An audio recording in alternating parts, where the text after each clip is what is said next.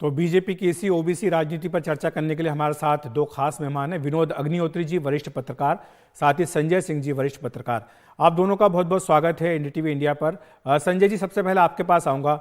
जिस तरह से ये फीडबैक बीजेपी को मिला है कि विपक्ष जिस तरह से आक्रामक हो रहा है ओबीसी के मुद्दे पर, इस पर बीजेपी को कुछ करने की जरूरत है। और हमने देखा भी, बताया भी दर्शकों को कि किस तरह से बीजेपी एक के बाद एक न केवल घोषणाएं कर रही है बल्कि कई कार्यक्रम भी चलाने का फैसला कर रही है।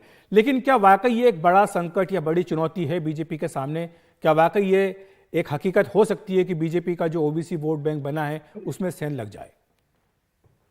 देखिए अखिलेश, इसके दो तीन पहलू हैं। पहले तो आपने बहुत विस्तार से उसके जो फैक्ट्स हैं उसको आपने सामने रखा है कि कैसे क्या मंथन हुआ है या बाकी चीजें कैसे उसका पलटवार और जो जवाब देने की कोई चीजें हैं वो है। एक तो पहली चीज ये है कि ये एक अजीब सा जिन्न है, ओबीसी या कोई भी आरक्षण से संबंधित कोई भी विषय।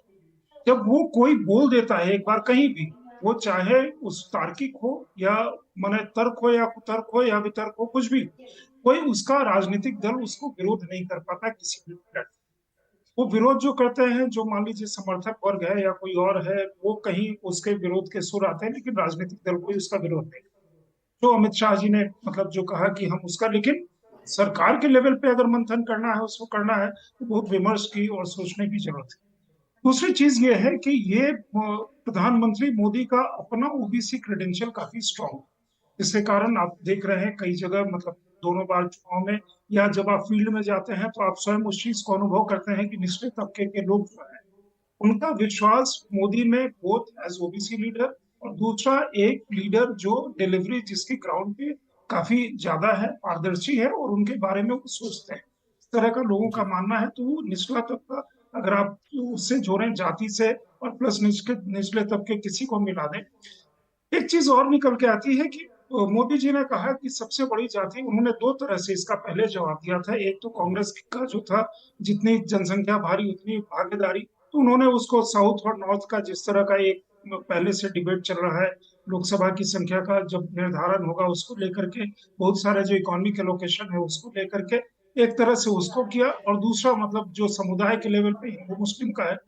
दूसरी बड़ी बात उन्होंने जो कही थी कि सबसे बड़ी जो जाति है वो गरीबी की है, कहा बिल्कुल। उसकी जरूरत है। तो अगर आप देखेंगे तो एक तरह से जिस समय कोई भी जो नीति निर्धारण होता है वो जाति को देख करके तो होता नहीं।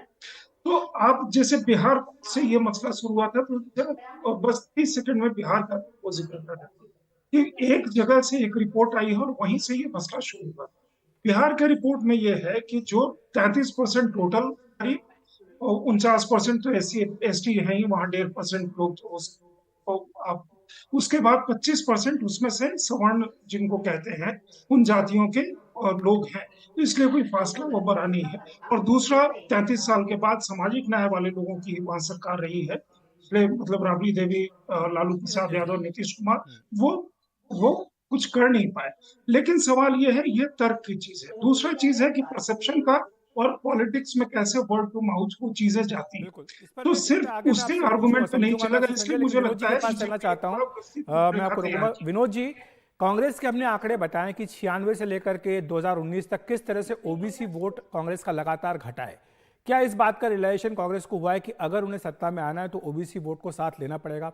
यही कारण है कि कांग्रेस ने अपनी जो पुरानी लाइन थी ओबीसी को लेकर उसको बदला है और अब खुल करके जातिगत जनगणना की बात हो या जिसके जितनी संख्या उसकी उतनी हिस्सेदारी, इसकी बात की जा रही है? देखिए अखिलेश जी, कांग्रेस का जो वोट है वो निश्चित रूप से सिर्फ ओबीसी नहीं, उसका सवर्ण वोट चला गया उसके पास से, उसका दलित वोट चला गया उत्तर भारत, खासकर उत्तर प्रदेश बिहार जैसे राज्यों से, और उसका अल्पसंख्यक वोट भी चला गया, माइनॉरिटी वोट। यानी कांग्रेस का जो कॉम्बो था वो पूरा बिखर गया 80 और 90 के दशक में। उसके बाद कांग्रेस के पास कोई ऐसा कोर वोट बचा नहीं जिससे कांग्रेस खड़ी हो सके। और यही वजह है कि कांग्रेस को एक ऐसे मुद्दे की तलाश थी जिससे वो अपने कोर वोट को वापस ले सके और भारतीय जनता पार्टी का जो बेस है ओबीसी वोट उसको कमजोर, उसको उसमें भी सेंध लगा सके। इसीलिए कांग्रेस कर्नाटक के चुनाव के बाद कांग्रेस की तरफ माइनॉरिटी वोट यानी मुस्लिम वोट का जो है मूवमेंट शुरू हुआ, जिसका असर तेलंगाना में हमको दिखाई पड़ रहा है। और उसी वजह से इंडिया गठबंधन के तमाम सारे जो घटक दल है वो भी कांग्रेस साथ आगे जुड़े, क्योंकि माइनॉरिटी वोट का एक दबाव है। अब उस अपर कास्ट कांग्रेस को मालूम है सवर्ण जो है अभी बीजेपी से दूर होकर के उसके पास आने वाला नहीं है फिलहाल, और वही स्थिति दलितों की है कि दलित वोट भी कुछ खरगे को बना करके कांग्रेस पार्टी अपनी ओर खींचने की कोशिश कर रही है, खासकर उत्तर प्रदेश के बाहर जो राज्य है उनमें।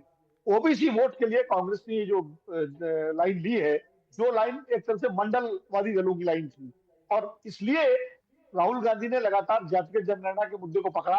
अब वो हिस्सेदारी की बात कर रहे हैं, और इसी उनकी इस जो मुद्दे को जिसने उठाया है उसने विवश कर दिया बीजेपी को कोर्स करेक्शन के लिए। और जी अगर बिल्कुल। आज अमित शाह जी पिछड़े जातिगत जनगणना की सब की बात कर रहे हैं कि हम सहमत हैं, अभी हम इस पर विचार कर रहे हैं, या मोदी जी गरीबों की जाति बताने के साथ साथ अपनी जाति भी बता रहे हैं कि वो ओबीसी वर्ग से हैं, और इसके अलावा इस सारे जो काम भारतीय जनता पार्टी ने ओबीसी के लिए किए वो गिराए जा रहे हैं, तो कहीं ना कहीं तो राहुल गांधी हर सभा में ये कह रहे हैं कि साहब 90 सचिवों में खाली जो है 3 सचिव ओबीसी के हैं, और 40 लाख करोड़ में सिर्फ इतना पैसा ओबीसी के समाज के लोग तय करते हैं। तो ये मुद्दे कहीं ना कहीं भारतीय जनता पार्टी को विचलित कर जी रहे बिल्कुल। हैं कि संजय उसका जी आपके ओबीसी पास आना वोट जो चाहूंगा, उसने विनोद जी मैं लगातार संजय जी के पास जाना कंसोलिडेट चाहूंगा, किया तो है, क्या वो इससे कहीं इधर-उधर इससे में जो चला जाए। क्षेत्रीय पार्टियां हैं संजय जी, जो अभी तक ओबीसी राजनीति करती आई हैं बिहार यूपी की खास तौर से, क्या उनको खतरा महसूस नहीं होगा कि कांग्रेस एक बार फिर से अगर जिंदा होती है इन राज्यों में, तो उनका अपना जो वोट जो इतने साल से उन्होंने सहेज करके बटोर करके रखा है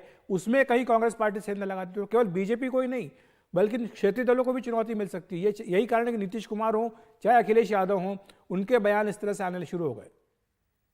ये क्षेत्रीय दल को कांग्रेस से चुनौती मिलेगी ऐसा मतलब बहुत दूर की कौड़ी है। ये सारे के सारे क्षेत्रीय दल कांग्रेस के कॉस्ट पे ही पनपे हैं। कांग्रेस के पास आज अगर पूछेंगे कि उनका कोर वोट क्या है तो कोई सपोर्ट बेस नहीं है।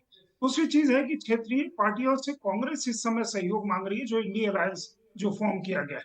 दूसरी चीज है कहीं कहीं ये प्रयास हो रहा है कि कहीं उसमें जैसे आजम खान के पास उत्तर प्रदेश के जो कांग्रेस के अध्यक्ष हैं वो जाना चाहते थे, एक मैसेज देना चाहते थे मुस्लिम कम्युनिटी को, जो विनोद जी कह रहे थे कर्नाटका के बाद उनको लगता है कि वो कम्युनिटी हमारी तरफ आ रही है। तो जहां उनको मुस्लिम कम्युनिटी को लगता है कि बीजेपी को हरा सकते हैं वही उनके साथ जाएगी, बाकी जी यूपी में अगर सोचेंगे उनके साथ आएगी तो नहीं आएगी। दूसरी चीज और भी है कि इस समय में जो बाकी पार्टियां आप देख रहे हैं, कम से कम उत्तर भारत की पार्टियां, वो ओबीसी पार्टियां ही, लेकिन उसमें भी एक वर्ग विशेष या जाति विशेष का वहां प्रभुत्व ज्यादा है। तो इसलिए, जी और आप देखेंगे हिंदुत्व के वैनगार्ड जो है, जो लोग फाइट एक्चुअली ग्राउंड पे हिंदुत्व फोर्सेस के नाम पे जो आपको लगता है झंडा, उसमें बहुतायत लोग ओबीसी समाज के। तो इसलिए ये जो था इनका थॉट की मतलब जाति धर्म के आधार पर अगर गोलबंदी हो रही है तो जाति में घुस करके सेंध मारो।